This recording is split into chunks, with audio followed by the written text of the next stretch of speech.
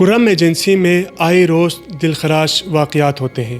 ہزاروں لوگ اپنی جان سے ہاتھ دھو بیٹھتے ہیں۔ ہمیشہ تدفین کے بعد غم و غصے سے احتجاج ہوتا ہے، دکانیں جلائے جاتے ہیں۔ کرم ایجنسی کہاں واقع ہے اور اس کا محل وقوع کیا ہے؟ اس کی اہمیت کیا ہے؟ کرم ایجنسی میں کون کون سے قبائل آباد ہیں؟ کرم ایجنسی میں فسادات کی تاریخ کیا ہے؟ فسادات کا اصل پیش منظر کیا ہے؟ کیا یہ لڑائی خالصتاً مسلکی ہے یا زمینی جھگڑے بھی اس کی وجہ ہے؟ کیا کرم ایجنسی میں فسادات کی تاریخ 90 سال پرانی ہے؟ ضلع کرم میں مستقل سول وار جیسی کنڈیشن کیوں رہتی ہے؟ اس بارڈر پر نہ ختم ہونے والی جنگ کیوں چھڑی؟ کیا اس کا کوئی اختتام بھی ہے؟ ناظرین، ہم اس کو 3 اینگل سے سمجھنے کی کوشش کرتے ہیں: historical angle, international angle and background angle. سب سے پہلے اس کو ہسٹوریکل اینگل یعنی تاریخی پہلو سے سمجھنے کی کوشش کرتے ہیں۔ انٹرنیٹ سے حاصل کی گئی معلومات کے مطابق کرم ایجنسی کا وجود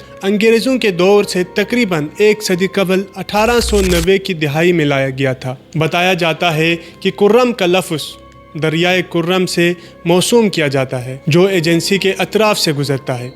کرم ایجنسی کو بنیادی طور پر 3 تحصیلوں میں تقسیم کیا گیا، جن میں اپر کرم، سینٹرل کرم اور لوور کرم ہے۔ کرم ایجنسی کی سرحدیں اورکزئی اور شمال وزیرستان سے ملتی ہیں، جبکہ صوبائی خیبر پختونخوا کے ضلع ہنگو کا علاقہ بھی اس ایجنسی سے متصل ہے۔ اس ایجنسی کی سب سے بڑی اہمیت یہ ہے کہ اس کی سرحدیں 3 مقامات پر پڑوسی ملک افغانستان کے صوبہ ننگرہار، پکتیا اور خوست سے ملتی ہے۔ پاک افغان سرحد کے درمیان کوہ سفید کے بلند و بالا پہاڑی سلسلے واقع ہیں جو سارا سال برف سے ڈھکے رہتے ہیں۔ اس پہاڑی کا ایک بڑا سلسلہ دونوں ممالک کے درمیان ایک قدرتی سرحد بھی تصور کیا جاتا ہے۔ پاکستان میں اکثر قبائلی علاقے صرف شدت پسندی سے متاثر رہے ہیں، لیکن کرم اور اورکزئی ایسی قبائل ایجنسیاں ہیں جہاں شدت پسندی کے ساتھ ساتھ فرقہ کی بنیاد پر تشدد بھی ایک بہت بڑا مسئلہ بنا ہوا ہے۔ بالخصوص کرم ایجنسی میں فرقہ وارانہ فسادات کی 50 سالہ تاریخ پائی جاتی ہے، بلکہ مقامی لوگ تو یہاں تک کہتے ہیں کہ پاکستان بننے سے پہلے کرم ایجنسی میں شیعہ سنی لڑائیاں ہوتی ہیں۔ تاہم تجزیہ نگاروں کے مطابق جب سے فرقہ واریت طلبائزیشن حصہ بنی ہے، اس کے بعد سے نہ صرف اس علاقے میں حالات سنگین تر ہوئے بلکہ ان مسائل کے مستقل طور پر حل ہونے کے امکانات بھی کم ہوتے جا رہے ہیں۔ کرم ایجنسی میں پہلے بھی فرقہ وارانہ تشدد کے واقعات ہوتے رہے ہیں، لیکن بعد میں امن معاہدے بھی ہوتے تھے اور ان پر کئی سالوں تک عمل بھی جاری رہتا، لیکن جوں شدت پسندوں کی اثر و رسوخ میں اضافہ ہوتا گیا، معاملات پیچیدہ سے پیچیدہ تر ہوتے گئے۔ کرم ایجنسی دیگر قبائل علاقوں کی نسبت زیادہ ترقی یافتہ اور اس کے لوگ خوشحال سمجھے جاتے ہیں۔ چند سال پہلے تک علاقے کے زیادہ تر لوگوں کا ذریعہ معاش خلیجی ممالک میں محنت مزدوری سے وابستہ تھا، لیکن وہاں روزگار کے مواقع ختم ہونے کے بعد اب اکثر افراد واپس آ چکے ہیں۔ اس کے علاوہ زمینداری اور کھیتی باڑی بھی روزگار کا بڑا ذریعہ ہے۔ سن 1998 میں ہونے والی مردم شماری کے مطابق کرم ایجنسی کی آبادی 5 لاکھ نفوس پر مشتمل ہے، جبکہ تعلیم کی شرح بھی دیگر قبائلی علاقوں کی نسبت کافی بہتر بتاتی ہے۔ اپر کرم ایجنسی کے علاقوں میں اکثر اہل تشیع سے تعلق رکھنے والے توری اور بنگش قبائل آباد ہیں، جبکہ لوور کرم کے بیشتر علاقوں میں سنی قبائل مقیم ہیں۔ اس کے علاوہ لوور کرم کے ایک بڑے مرکز صدہ سب ڈویژن کے حدود میں اورکزئی قوم کے 4 قبیلے بھی ایک عرصے سے مستقل سکون اختیار کرتا ہے۔ سرسبز و شاداب اور پانی کے وافر ذخائر ہونے کے باعث کرم ایجنسی کی فصلیں اور باغات پورے علاقے میں مشہور سمجھی جاتی ہے۔ ان میں چاول، سبزیاں اور میوہ کی خصوصی شہرت حاصل ہے۔ کہا جاتا ہے کہ اس علاقے کے چاول اتنے مشہور ہیں کہ پرانے وقتوں میں لوگ اسے کھانے کے لیے خصوصی طور پر اپنے رشتہ داروں کے ہاں کرم ایجنسی آیا کرتے تھے، لیکن گزشتہ چند سالوں سے یہ علاقہ مسلسل شدید جنگ یا مستقل کشیدگی کی لپیٹ میں رہا ہے۔ 2007 میں ایجنسی کی تاریخ میں ہونے والی شدید فرقہ وارانہ تشدد کے واقعات نے علاقے پر وہ تاریک اور بھیانک اثرات چھوڑے جس کے منفی نتائج سے 4 سال گزرنے کے باوجود بھی ایجنسی کے عوام نہیں نکل سکے۔ ناظرین، اس کے بعد ہم اس کو ماڈرن اینگل سے سمجھنے کی کوشش کرتے ہیں۔ ان لڑائیوں کی وجہ سے پہلے ہی ہزاروں لوگ بے گھر ہو چکے ہیں، جبکہ حالیہ آپریشن سے مزید لوگوں کا گھر بار چھوڑنے سے بظاہر لگتا ہے کہ ایجنسی کا ایک بہت بڑا حصہ بے گھر اور جنگ کے زد میں ہے۔ کرم ایجنسی کے اور فرقہ واریت کے اسباب اور تاریخی عوامل ہم آپ کے سامنے رکھتے ہیں۔ یہ علاقہ حساس اور متنازع علاقہ ہونے کی وجہ سے جہاں جاری تنازعات کی جڑیں تاریخی، بین الاقوامی اور جدید عوامل میں پیوست ہیں۔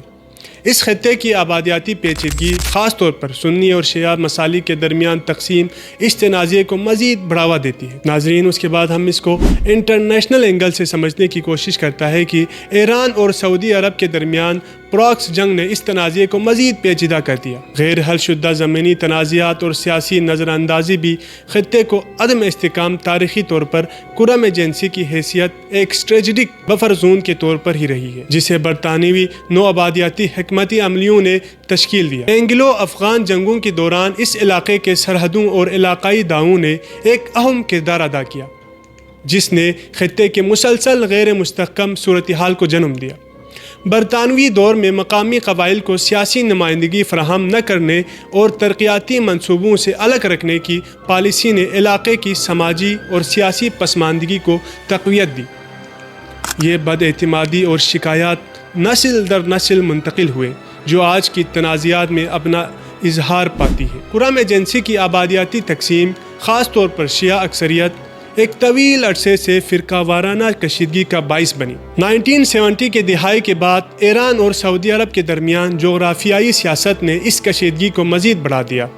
دونوں ممالک نے اپنے اپنے فرقوں کی حمایت میں مالی امداد اور تعلیمی وظائف کے ذریعے اثر و رسوخ قائم کرنے کی کوشش کی، جس نے خطے میں فرقہ وارانہ تفریق کو گہرا کیا۔